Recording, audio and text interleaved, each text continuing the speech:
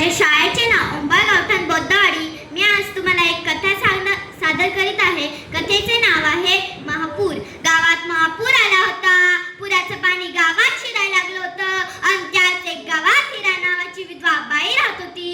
पत्रात 3 पोरं, सर्जा सखी आणि तानस एक बाळ.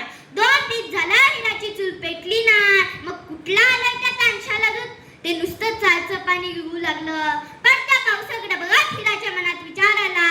8 दिवसांपूर्वी आपल्या भावाचा सांगावा आला होता की अक्का मला लय बरं नाही, मला बघायला ये. आपला भाऊ खालच्या गलीत आहे. 2 वक्ताचं नाही, खरे एका वक्ताचं खायला मिळालं तरी चालत. तिचा निर्णय पक्का झाला. ती माहेरी निघाली. तिचं माहेर भट्टाच्या वड्याच्या पलीकडे होतं. आई, या पाण्यातनं कसं जायचं ग? तिच्या गुडघ्यावर आणि पोराच्या कमरेवर पाणी लागत होतं. कशी ती काटाळली, वड्याला वळसा घालून पुढे गेली आणि भावाच्या दारात उभी राहिली. हिराचा भाऊ नायकू नुसताच जेवला होता. तोंडात पण रंगलं होतं. अक्का येतेली दिसली आणि बायकोला म्हणाला, अगं ये, अक्का आली, अक्का या अक्का. नायकोनं तोंड भरून स्वागत केलं. असल्या पावसात कसा आला सवदिवान साहेब? दादाला बरं नाही असं सांगावाला आत्म्याला चैन पडलं नाही, बघावं असं वाटलं म्हणून आलं. अव त्या गोष्टीला तर 8 दिवस झालं.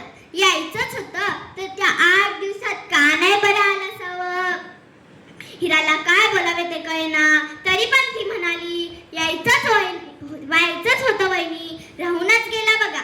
बसा बोलत चहा करते. तिकडं भान पावसाचं सांगू लागली.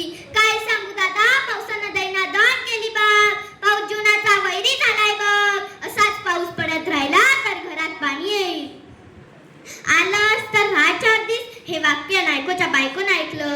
चहाची कप्पाशी खाली तेव्हा ती म्हणाली, आलं पाणी तर येऊ द्या. राज्याला खायचं आणि निघायचं. हिराच्या अंगावर